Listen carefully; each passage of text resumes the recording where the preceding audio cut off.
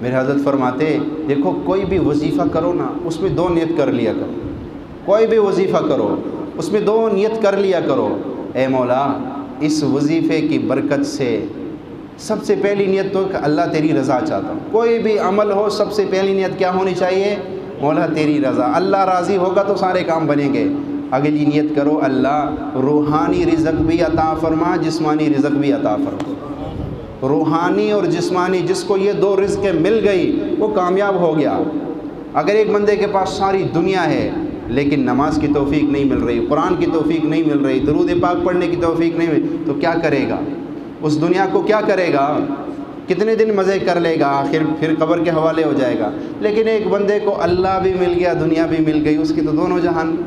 اور اللہ نے اس چیز سے منع نہیں کیا کہ دنیا نہ کماؤ، دنیا جمع نہ کرو، بلکہ اللہ تعالیٰ نے ہمیں پیکج دیا ہے، کرو ربنا آتنا فی الدنیا حسنہ، اے مولا مجھے بہترین دنیا عطا فرما۔ بہترین دنیا کس کو کہتے ہیں؟ جس میں محتاجی نہ ہو، جس میں محتاجی نہ ہو، جس میں قرضے نہ ہو، جس میں بیماریاں نہ ہو، جس میں مشکلات نہ ہو، بہترین زندگی۔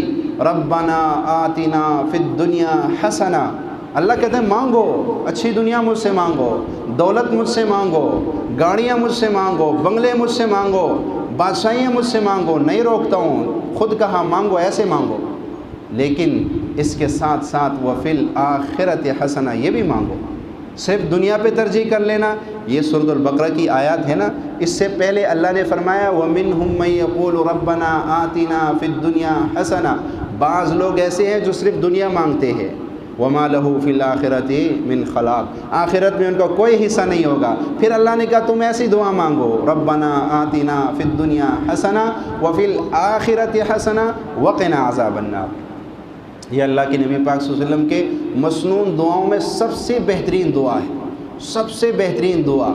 اگر آپ کو کوئی 1 منٹ دے اور کہے اس 1 منٹ میں جو مانگو گے آپ کو ملے گا، کیا مانگو؟ تو آپ کہو ربنا آتنا فی الدنیا حسنہ وفی الآخرۃ حسنہ وقنا عذاب النار۔ بس میں یہی مانگتا ہوں کہ بہترین دنیا، اچھی دنیا مل جائے، اچھی آخرت مل جائے، اور جہنم کے عذاب سے بچ جاؤں۔